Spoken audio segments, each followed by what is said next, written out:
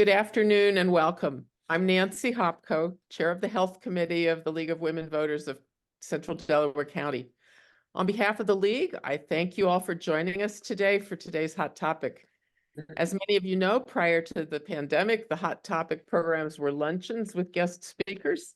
But since the pandemic, most of our programs have been Zoom presentations, and we have been amazed and delighted at the very positive response to having these programs as Zoom meetings. As of this morning, 46 people have registered for this program, and we know many more will access it on our website, the recording.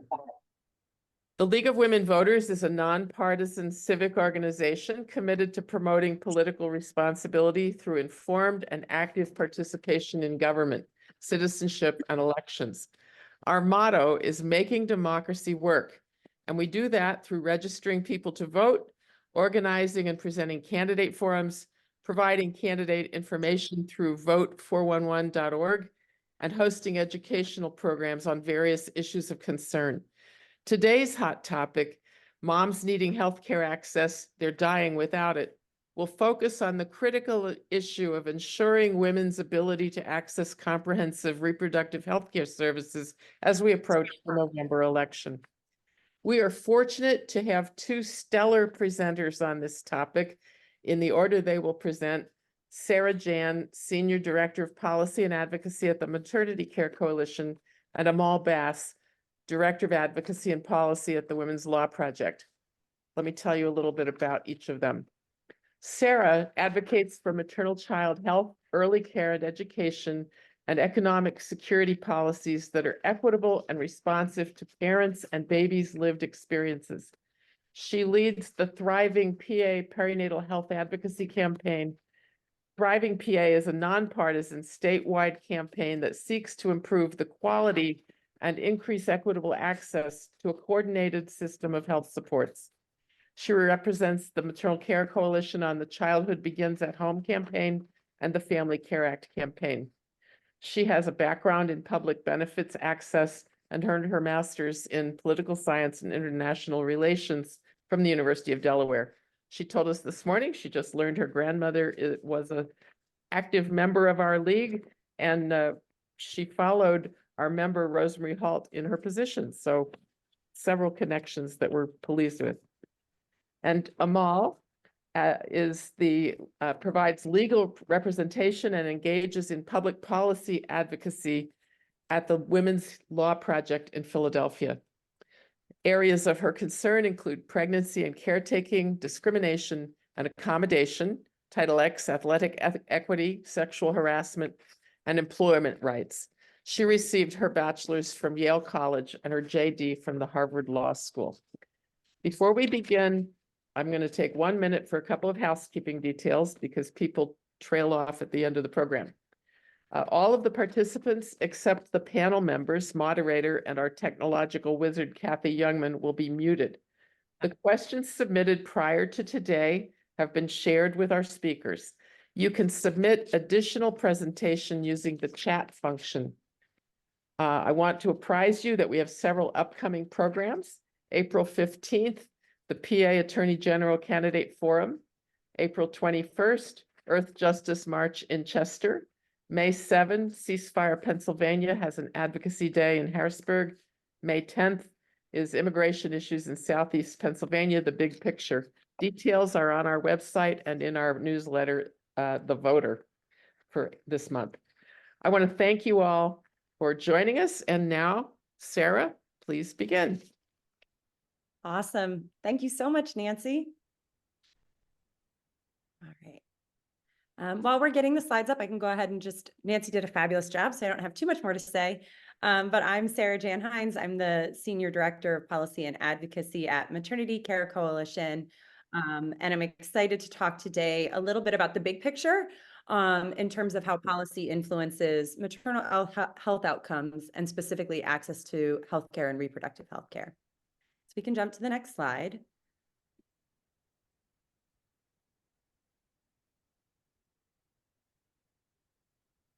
Awesome. So for folks who aren't familiar with Maternity Care Coalition, we are an organization serving southeastern Pennsylvania and several surrounding counties. And really big picture, you can see here on the slide, our collective efforts focus on ensuring folks can birth with dignity, parent with autonomy, and raise babies that are healthy, growing, and thriving. And so a lot of our work is actually through our direct service programs, which are primarily for pregnant and newly parenting families. But we've also expanded recently to include community reproductive health planning. So this is, community reproductive health programming. So this is really a fortuitous timing to be talking on this topic. As Nancy mentioned, I oversee our policy and advocacy efforts, which focus on equitable maternal child health policy, access to family support programs, and promoting economic security for prenatal to 3 families. Next slide.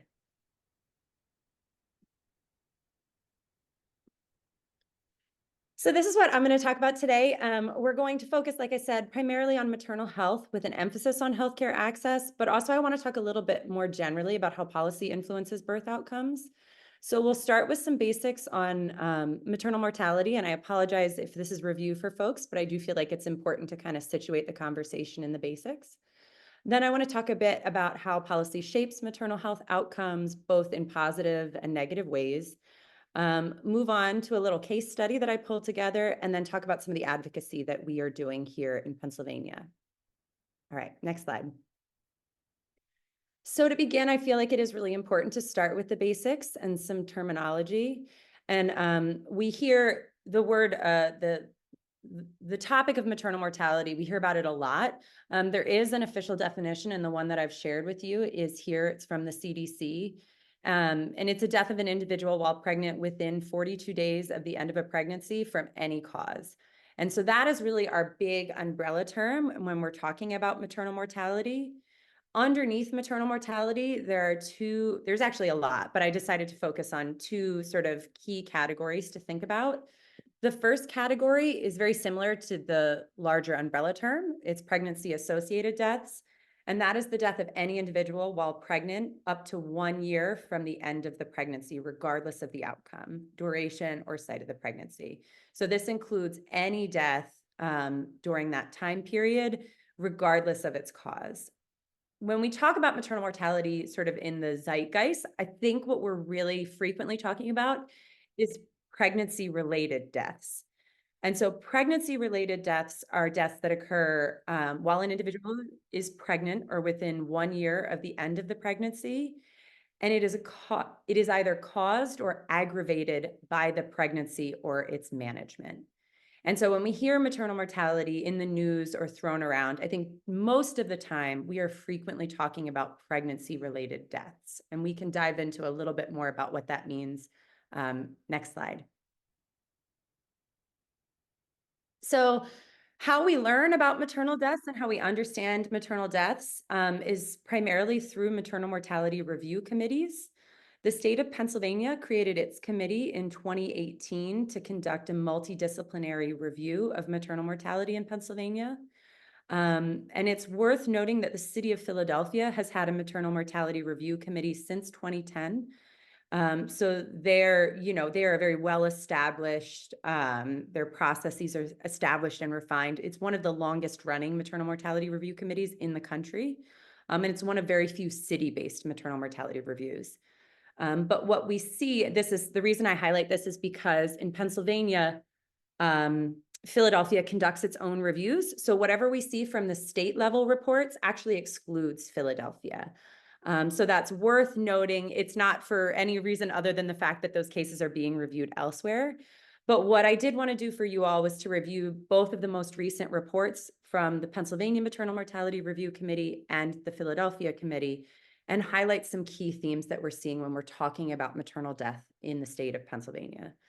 Across both reports, we see that accidental poisoning is the leading cause of all maternal deaths, right? So we're using the term maternal death there, so that's any death during pregnancy or afterward, but it's the leading by far. And accidental poisoning is it's overdose. It's an overdose from substance use. But that is the leading cause by far. The other key theme, the next key theme that I want to highlight is that overwhelmingly committees, both the state and the city committee, have found that the pregnancy-related deaths are often preventable. So 92% of pregnancy-related deaths were determined to be preventable by the committee. And what that means is that someone or some entity could have reasonably intervened to help change the course of that person's death. And we see that too generally across the country. Most maternal deaths are preventable. I think the key theme that we see that hopefully you all have heard about in the news is that racial disparities persist. So the rate of maternal deaths in Pennsylvania among Black non-Hispanic people is 2 times higher than those among non-Hispanic white people. And so that gap changes from city to city and year to year, but that gap persists. You will see that gap across most of these reports. Next slide, please. Okay. So something that's really amazing about the maternal mortality review process is that they not only look at the deaths and the cases to understand how they were caused, they also often, not always, but often make a series of recommendations, right? What should be done in the future to prevent cases like this? And so I wanted to just take a quick high-level look at some of the most recent recommendations from the state. I will note that we're expecting another report imminently. So these recommendations are a little old, not too old, 2021, but they are a little bit old, and we will have new data soon. And what you can see as our conversation kicks off is that one of the first recommendations that's made, and if you actually pull up the report, you'll see that it's made over and over and over again, is safeguarding continuous Medicaid eligibility, healthcare access, making sure that people have access to healthcare during their pregnancy and after. And that comes up over and over again. There's a reference here to a policy that we collaborated with Women's Law Project and many other organizations to help advocate for, which is extending postpartum Medicaid. Prior to 2022 in Pennsylvania and in many states, Medicaid coverage for pregnant individuals ended, or you had to reapply 60 days after the end of your pregnancy. And so a lot of individuals lost coverage and didn't have coverage through that critical full postpartum period.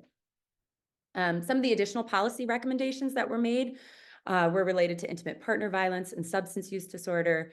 And these are just recommendations, I'll note, for policymakers. In the report, when you look at it, you'll see there's recommendations for hospital systems, for community-based organizations. These reviews are so thorough that the committee is able to come together and identify these key points of intervention by systems that are working together to help improve outcomes. Next slide, please. Okay. So I want to actually pull back here a little bit and talk more broadly about policy in general and how it influences health outcomes. And I really love this framework from Dr. Daniel Dawes. Many of us have probably heard of the social determinants of health, and how the social determinants of health shape and influence where we live, where we play, where we go to school, all of those things. But Dr. Daniel Dawes situates the social determinants of health within the broader context of the political determinants of health. And you can see here, right kind of in the middle, you see the role of policy. And I think this is really important, especially, when we're talking about maternal health, because I think sometimes it can be easy to think about it as something that, oh, well, we'll improve hospital systems or we'll change this procedure in, labor and delivery. And that's very important. That is definitely a piece of the puzzle. But if we're not thinking about policies and how policy shapes maternal health outcomes, we're not really going to get very far. Okay, the next slide is a different angle I want to take a look at. Okay, so here you can see another framework really sort of established by Dr. Joya Creer-Perry and some other scholars. But it's another way of looking at policy and how it shapes outcomes. And some of these policies are maybe not policies you would associate with maternal or infant mortality. But what you can see is right down there in the center bottom of the framework is access to healthcare. And I really wanted to share this particular framework because I want us to be thinking about policy as a web, right? There's no singular policy that is going to fix maternal health outcomes. But what you will see as I continue to speak is how critical access to healthcare and reproductive healthcare is in terms of this web. All right, next slide. Awesome. So I want us to take a look at very big picture policies that have evidence that they can improve maternal health outcomes. We won't go through the whole slide. You can take a look at them yourself, but you'll see here that first reference to the social determinants of health. Again, another reference to economic security, but also healthcare access. And so when people and folks much smarter than me are doing research on this topic, these are the different strategies they have identified in terms of what the governments can do to improve maternal health outcomes. You'll see throughout that there is strategies for addressing the specific risk factors facing veterans, incarcerated folks, but also, again, at the bottom, you'll see promoting payment models that incentivize high-value maternity care and continuous coverage. You haven't guessed this is going to be my theme, right? Is that continuous access to health insurance is one of the most critical strategies for ensuring positive birth outcomes for folks. We can go to that next slide. That's fine. Okay. So another perspective, if you dig down a little bit deeper and want to look at very specific policies, I'm referencing the Prenatal to 3 Policy Impact Center, which is based in Vanderbilt University. And their whole existence is to review policies and strategies and understand how they can shape a variety of different, I guess, factors that promote prenatal to 3 health and security and well-being. And one of the sort of elements that they look at is healthy and equitable births. And their research and their findings, these are the key policies that they have identified for promoting healthy and equitable births.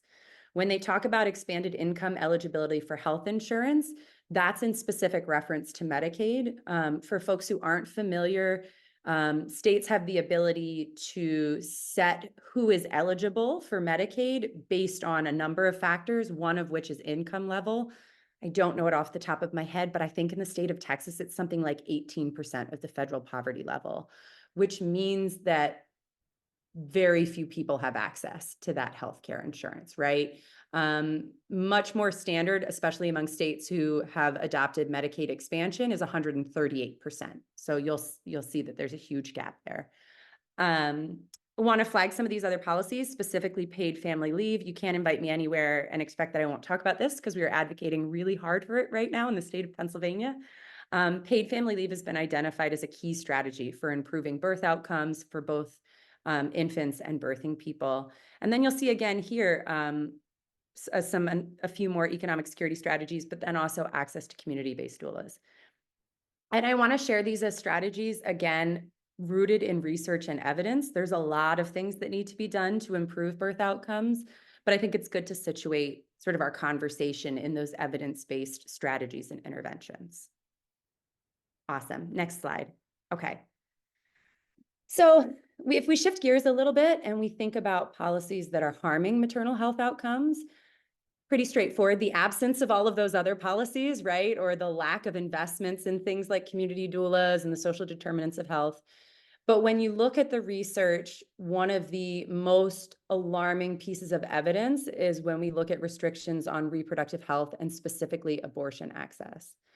And we, over and over again, we've seen a direct correlation between poor and worsening maternal health outcomes and restrictions on reproductive health access, and really very specifically on abortion access. And so one study was conducted right around Dobbs that found that a total abortion ban in the United States would result in an increase in maternal deaths by 21% overall and by 33% for non-Hispanic Black individuals. And so I've not seen any other piece of evidence in terms of any other policy that so strongly supports the correlation between maternal health outcomes and abortion access. This slide is itty bitty. I'm going to do the other graphic first. We'll go back to that one.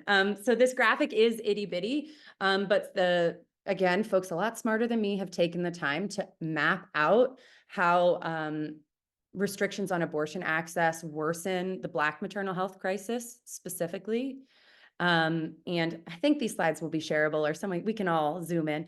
But sort of broadly, what you see is the different ways that abortion access has been restricted over here on the left. And then what we see is, and I think this is a key piece right here in the singular box, what we see is fewer providers, right? So fewer providers able to practice or willing to practice, which then worsens both access to abortion, right? If you don't have enough providers, you don't have access. But that also connects to the historical context around existing racial disparities in accessing maternity care and existing racial disparities in accessing abortion care, which ultimately results in a worsening Black maternal health crisis. And I feel like this is really important to point out, especially for an organization like Maternity Care Coalition, because in a post-Dobbs world, you really, if you want to be invested in maternal health outcomes, you have to see the role of reproductive health access and specifically abortion health access as absolutely critical in this web when we're talking about healthcare outcomes or health outcomes. So I did another view on the next slide, and we can go take a look at that. Pulling back a little bit, pregnancy is natural and normal for many of us, but it is not a health neutral event, right? I think sometimes people think like, aha, surprise, you're pregnant. And it doesn't happen in a vacuum, right? You have a lifetime of health and health access that influences the outcome of your pregnancy. And so looking here sort of in a more linear way, when there's lack of access to healthcare, it contributes to overall poor health across someone's lifespan, right? If you don't have access to care for chronic conditions or regular checkups, it's going to contribute to worsening health. Then when you add restrictions on access to reproductive health, you're ultimately constraining an individual's ability to decide to be pregnant or to stay pregnant, which increases the overall number of pregnancies with comorbidities, and can ultimately increase the number of pregnancies that are high risk. And when we start putting these together, we're going to have worse birth outcomes, right? And so I talk about this correlation, right? I'm not saying that lack of access to abortion causes maternal mortality, but it is so strongly correlated because what we're seeing is individuals not able to make their own decisions about their pregnancy, who are also not able to make their own decisions about what type of healthcare access they have. And when you combine those, you're going to see these worsening outcomes. And thinking back to that previous slide, when we look at the societal context of restricting reproductive health care, we're losing providers in certain states, in certain communities, because they don't want to practice there. I'm sure Amal can talk about this a lot more. They don't want to practice there. They don't feel safe to practice there, or they wouldn't start practicing there because they can't practice to the full scope of their license. And so you'll see on a later slide when I talk about maternity deserts, we already have worsening access to maternity health care for many reasons. And so this is just sort of another factor that really amplifies that crisis. All right, next slide, please. Okay, I did a case study. And I really did. I sat down and I thought, you know what I want to do? I'm going to look at the state with the worst maternal mortality rate and the state with the least worst. And then I'm going to go through some of these policies and see what we see. And so where we landed was with California and Arkansas based on the most recent data. And you can see here when we look at the maternal mortality rate per 100,000 live births, California has a rate of 10, whereas Arkansas has a rate of 43.5, which puts it just slightly above another state. At the top, we look at access to abortion. In the state of California, it's legal and protected. Californians have voted to add abortion and contraceptive rights to their state constitution. And in Arkansas, a trigger ban has been enforced that prohibits abortion entirely for folks in that state. So we have that sort of these different contexts. And I think what's important to point out here as I talk about this web is that the type of state that is likely to move forward on restricting reproductive health care is also not very likely to be great in these other areas, right? And so I wanted to share that with you and show that to you. And so we talked a little bit earlier about postpartum Medicaid extension, making sure that folks have that coverage all the way up until 1 year postpartum. California implemented that change as soon as it was available. And Arkansas has not implemented that change. And in fact, their governor has said publicly that she has no interest in implementing that change. It's like Arkansas is like one of 3 or 4 states that haven't taken up this change, right? When we look at paid family leave, California was actually the first state to establish their own paid family leave program, established in 2002, effective in 2004. No program in Arkansas. Medicaid coverage for doulas, we saw that as a key strategy earlier on. California is in the process of implementing that, and they're doing actually a really great job. There's been no progress or no interest in the state of Arkansas. This is what I was talking about earlier. Maternity deserts, you can think about maternity deserts in a lot of ways, but sort of the most standard definition of a maternity desert is a county that does not have any birthing centers, any birthing hospitals, and no practicing OBGYNs or midwives. And so when we look at the state of California, oh, thank you so much, Ann. When we look at the state of California, 6.9% of California counties are considered to be maternity deserts. Almost half of Arkansas counties are maternity deserts. We have 45.3. So when we think about that, you know, and this is recent data, right? So when we think about that, already half of Arkansas's counties, almost half, don't have professionals and providers to help people have babies. We think about an abortion ban and what that does to providers and access to providers. I can't imagine that we're going to see this trend move positively in the state of Arkansas. Some other policies that were identified: a state earned income tax credit. Yep, California has one. No, Arkansas doesn't. I wanted to be, you know, equitable. So I will point out that California and Arkansas do both have the same eligibility for Medicaid for parents at 138%. And astonishingly, Arkansas has a higher minimum wage than the state of Pennsylvania, but they do both have minimum wages of at least 10%. So I want to make sure, you know, I'm presenting all the facts here. But I thought it was really powerful to look at these side by side and see such a strong correlation between how these policies all work together and what we see as the outcomes for maternal health. Next slide, please. Okay, I'm going to wrap it up and talk about what we're doing here in Pennsylvania. You heard in the introduction that I have the pleasure of working with and leading the Thriving PA Perinatal Health Advocacy campaign. We have some established advocacy priorities, and again, really rooted in that evidence that we find both in the Maternal Mortality Review Committee and the existing data in terms of how to improve outcomes. And you can see our priorities here on your screen, looking to sort of support better access in terms of maternal mental health, ensuring everyone has coverage, thinking about making sure there's connections and availability to supportive services, including doula care. And then down there at the very bottom, establishing a universal paid leave program in Pennsylvania and a state earned income tax credit. So that's me. That's my presentation. I'm really excited to share this information with you all. And, you know, I hope that it's helpful to situate this because I think that when we talk about healthcare access, you know, this is the big picture. And then I know as Amal starts to speak, you'll see the tail end, right? Like, what happens once these policies or cases get to the courts, and where that goes. But I'm going to put my contact information in the chat should anyone need it as well. Thank you so much. Thank you, Sarah. All right, I'm going to try to share my screen. Can everybody see my presentation about abortion care specifically? So hold on 1 second, I have to get something on my screen. There we go. All right, Bill, thank you, Sarah, for that wonderful presentation about a very sobering topic. And it's been wonderful to work with you over the years on these issues, and as well as to see Rosemary Halt here, I worked with as well for a number of years.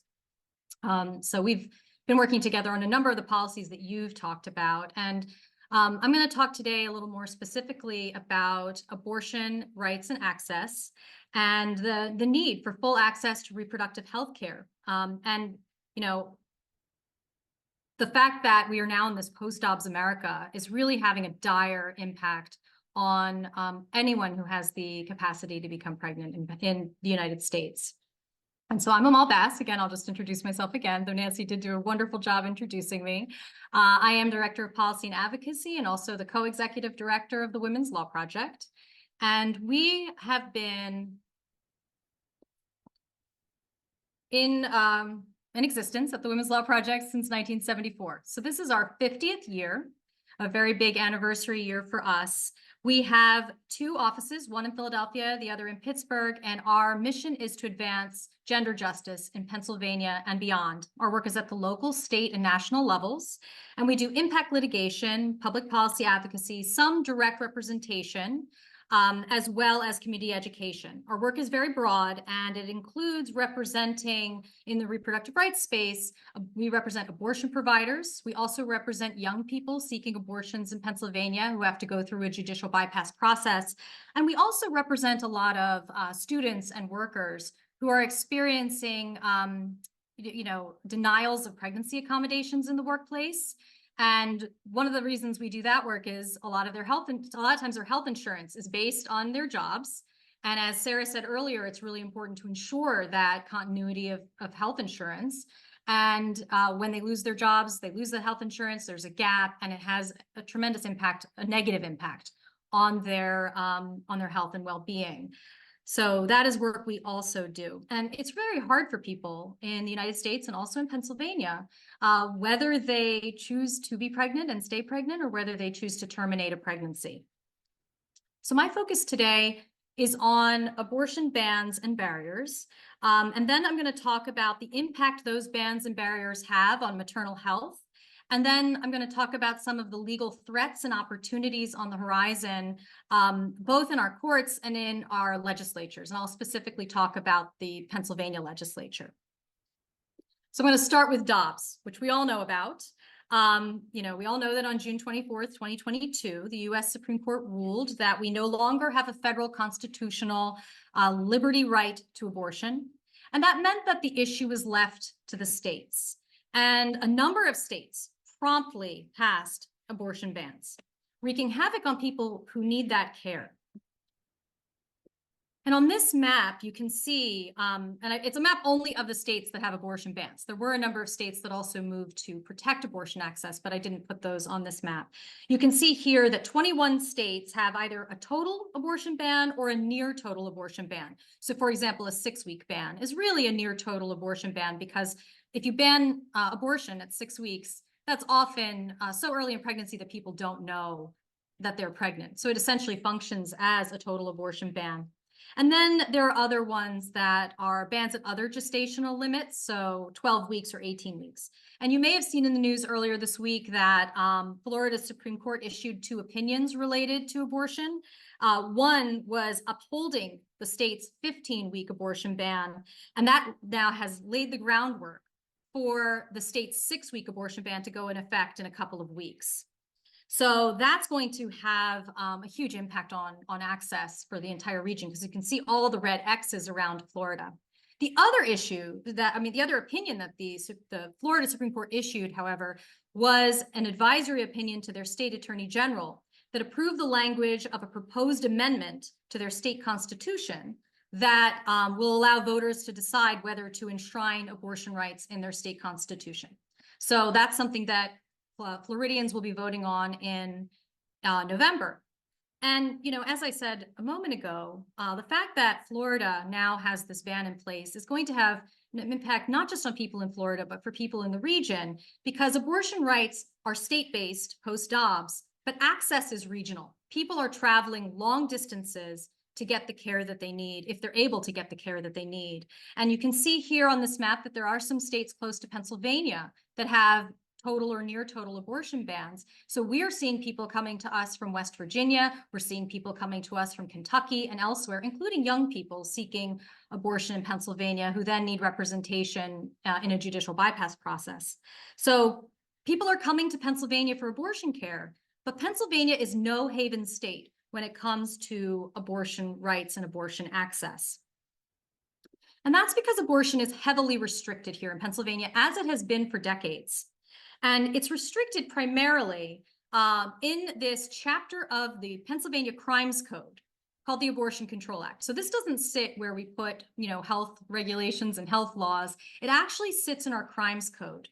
And it has a number of restrictions in it, like a doctor-only rule that limits who can provide abortions, whereas other states allow nurse practitioners, for example, to provide this care. It has a 24-hour waiting period. It has scripted counseling that is really biased counseling that is designed to dissuade people from getting an abortion. It has barriers for minors seeking abortion. That's that judicial bypass process where if you don't have the consent of a parent or a guardian, then you have to go to a court and ask a judge to determine that you are mature enough to make a decision about your own health care. And that's something we impose on young people in Pennsylvania. A number of states don't. New Jersey, for example, does not. And we also have a restriction on public funding for abortion. And this is why Pennsylvania Medicaid doesn't cover abortion except in the narrow cases of rape, incest, and life endangerment. And all of these laws are medically unnecessary. We also have these ambulatory surgical facilities regulations that are these brick and mortar regulations that regulate everything, the size of the hallways of an abortion provider's establishment, the humidity levels, every little thing is regulated. And what that does is drive up the cost of serving of patients, of providing abortion care. And it makes it harder then for people to then access that care.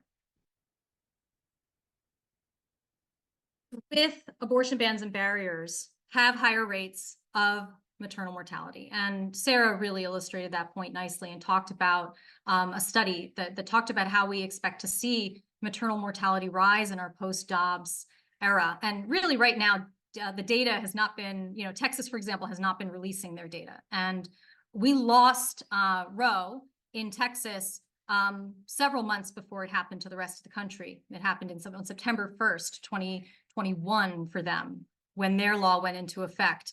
So we do expect to see maternal mortality rise in those states that have these bans.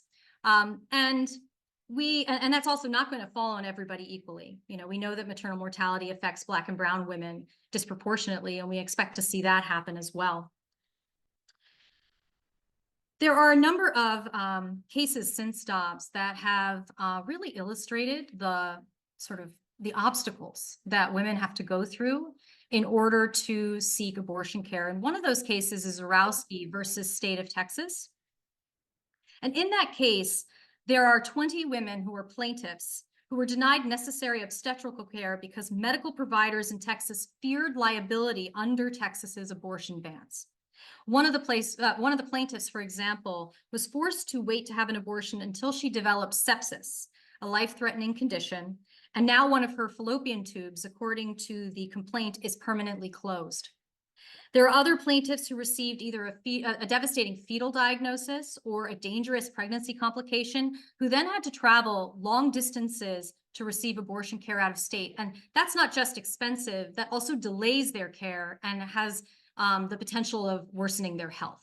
So delay is a very dangerous thing when you are experiencing a pregnancy complication. So this is what happens when states severely restrict or ban abortion. Pregnant people are placed in dangerous situations with life-threatening and potentially life-ending consequences. And this is the result of political interference in something that is, not evidence-based, right? And that is about the provision of healthcare, that we really don't need this political interference there's no role for this. We can't separate abortion from other types of medical care. It's part of comprehensive health care, and restricting it then affects access to other things as well. So for example, abortion care is part of miscarriage care as well as involved in fertility treatments. And you can see that in the LePage case, which you may have read about in the news back in February, which comes out of Alabama. And it clearly shows the connection between abortion rights and access to fertility treatments. In that case, the Alabama Supreme Court held that their state's Wrongful Death of a Minor Act applies to all unborn children, regardless of their location, including what the court called extrauterine children in a cryogenic nursery.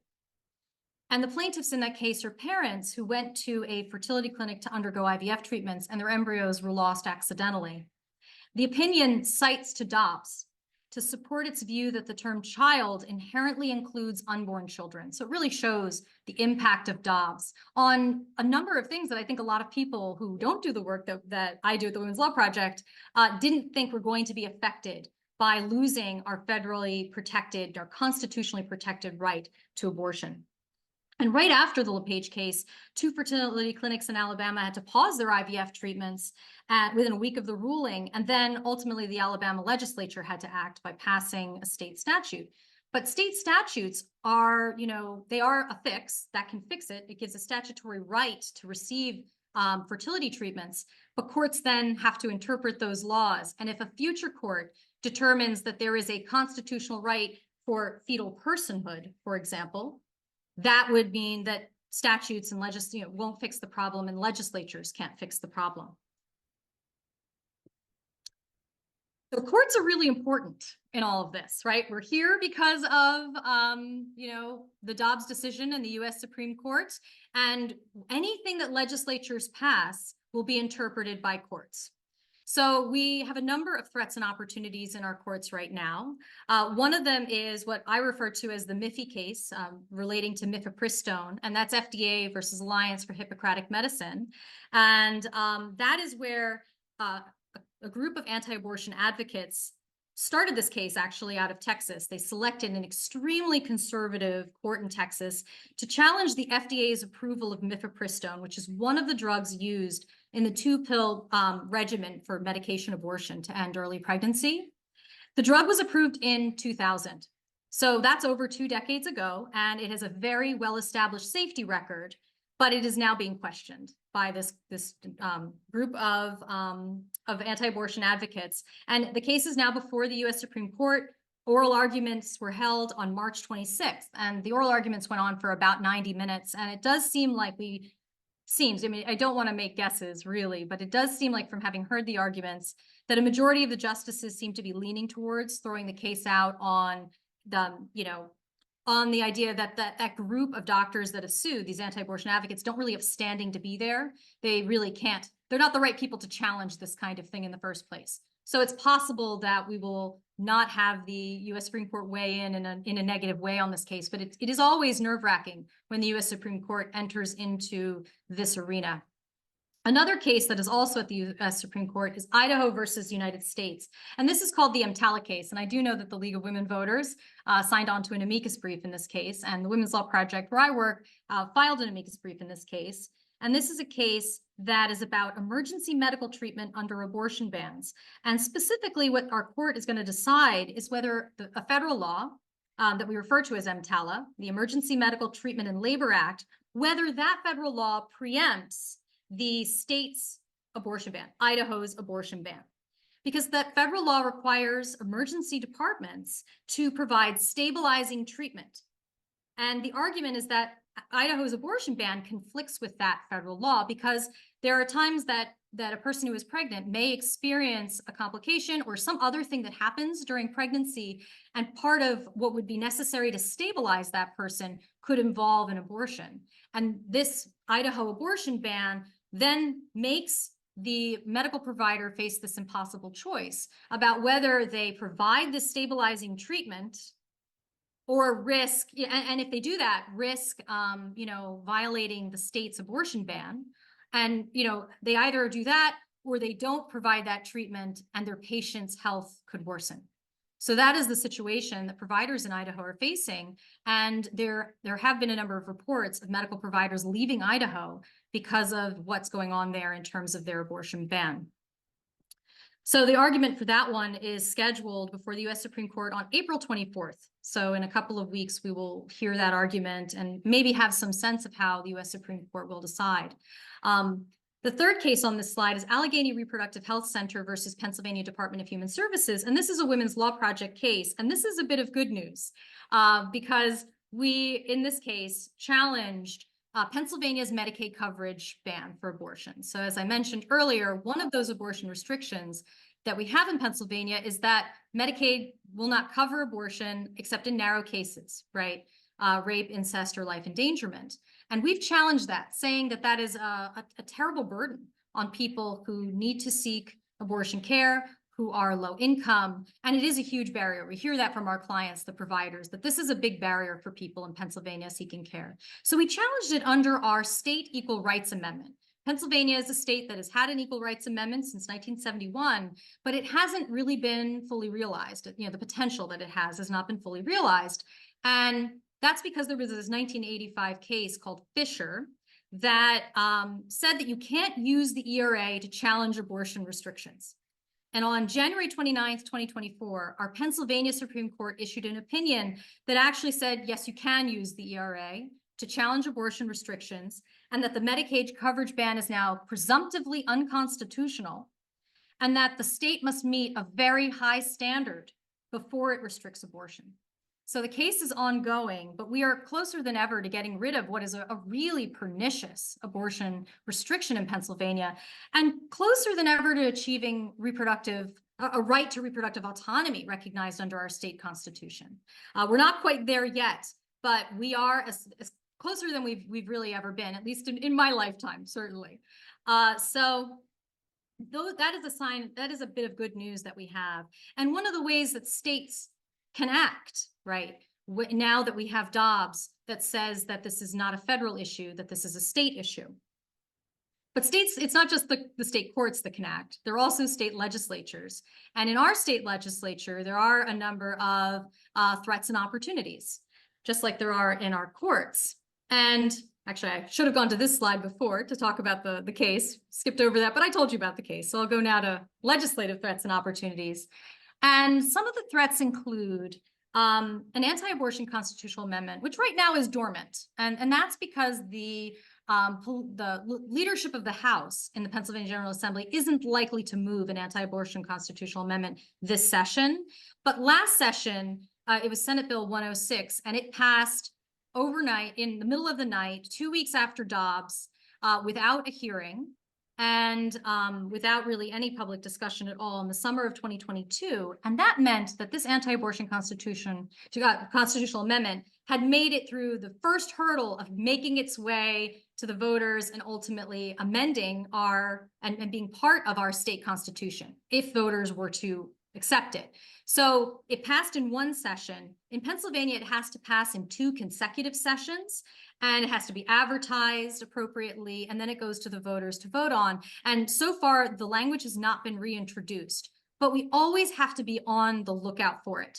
Sometimes it's a different kind of constitutional amendment that'll get amended to include anti-abortion language. But right now, that has not happened, but we still have to stay on alert. There are other bills that constantly get reintroduced, session after session after session, that are not constitutional amendments, but statutory language, like a 6-week abortion ban. In this session, it is House Bill 320, and thankfully that has not moved. But there are also a number of good bills in our General Assembly that have some potential to move in the House, but not really as much potential to move in our Senate because of just what the political makeup is there. But it is good to know about these bills and to advocate around them and to push the issue forward. That's the perspective we take at the Women's Law Project. One of the bills would enshrine reproductive liberty in our state constitution, which after our Medicaid case, at the end of the day, might not be necessary, but it is never a bad thing, in my opinion, to be as explicit as possible about what your rights are in your constitution or in your statutory language to make it less likely that a future court can undo it, right? Having something be as clear and as plain as possible in the language of the law is always the best way to go. And that bill is House Bill 1888. We also have a bill that would repeal something known as spousal notification, which is a dormant law, one that was struck down, the only provision of the Abortion Control Act that was struck down in Planned Parenthood versus Casey. But because Dobbs overruled Casey, there is this question about whether this law that was struck down so long ago could come back. We call those zombie laws. And that is a law that requires a married woman, this is the language of the statute itself, a married woman to sign a statement that she has notified her spouse that she is getting an abortion under threat of, perjury, penalty of perjury if she's lying. That was struck down. There is a bill to repeal that because we should clean up our statutes, right? We really should not have this terrible language and these terrible old laws still in there. And that bill is House Bill 810. And then there's an abortion rights protections package. That's a number of different bills, House Bill 1784, 1785, 1786, 1787, and 1788 and 89. And they do a number of different things that would protect abortion providers who are, especially the ones that are providing care for out-of-state residents. So protecting them from out-of-state prosecutions, for example, if abortion might be illegal in another state. So those are the kinds of things that package would do. And then I also wanted to mention the Parent Act, which the language has not been introduced yet, but the co-sponsorship memo has, and it's Representative O'Mara. And that is one that would protect fertility treatments by giving medical providers a statutory right to provide those treatments and patients a statutory right to receive them. So that would be something that would help us from having a situation like what happened in Alabama with the LePage case. So those are just some of the opportunities we have in Pennsylvania. I mean, we at the Women's Law Project, we refer to Pennsylvania as an opportunity state. We have a lot of challenges here, and there's a lot of work to do, but there's also a lot of potential. And, you know, those bills that I mentioned are just some of the places where there's some potential. And the bills that Sara mentioned as well, you know, having paid family medical leave is extremely important. Raising the state minimum wage, all of these things that would increase the economic security of families would go a long way toward addressing maternal mortality and allowing people to live the lives that they want to live in the way they want to live them. So, you know, thank you for having me here today to talk about these issues. And if you want to learn more about the Women's Law Project or learn more about these bills as they potentially progress, we'll see, feel free to sign up for our action alerts. So I will stop sharing. Thank you both. That was terrific. We do have some questions that we received in advance. And I think one of the most important ones, I have 4 questions. How does the situation here compare to other countries? Yeah, I saw, I think Rosemary addressed this in the chat, actually. You know, and I can speak to maternal health outcomes, and I'm sure, Amal, you have context on reproductive health access. But the United States has the worst maternal mortality rate of any high-income country by far. And I think to Amal's point, when we talk about these sort of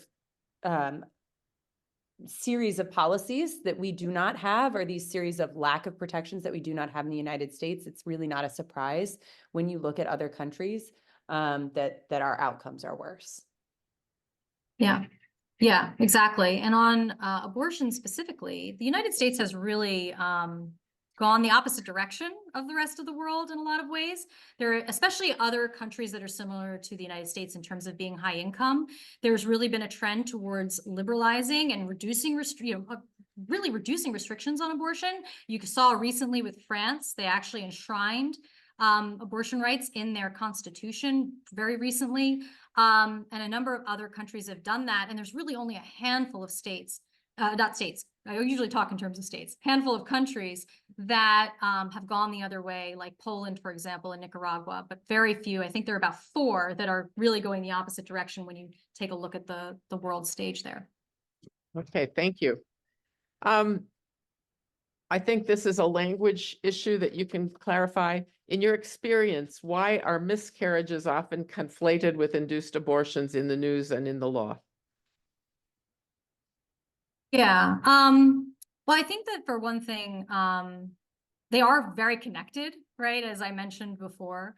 I think medically, there had been a time that miscarriages were referred to as spontaneous abortions.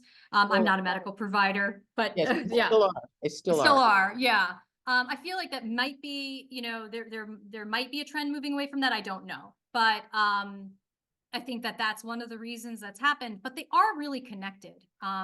You know, you can't really have miscarriage care without access to abortion and without abortion rights. So, you know, as I mentioned, the medications used in medication abortion, mifepristone and misoprostol, are used in miscarriage care. So the two are actually very connected to each other.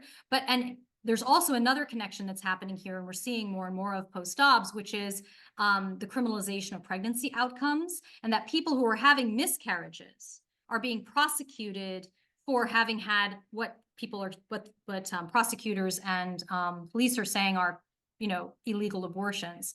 So that's happening. And it even happens here in Pennsylvania. We've been at the Women's Law Project involved in a number of these cases, trying to help people who are being prosecuted by, even though abortion is still legal in Pennsylvania, but for, child endangerment, for example, for having had a miscarriage around 23 weeks, things like that. So the two are connected to each other, but I think that there are lots of reasons that, the two terms have been used interchangeably.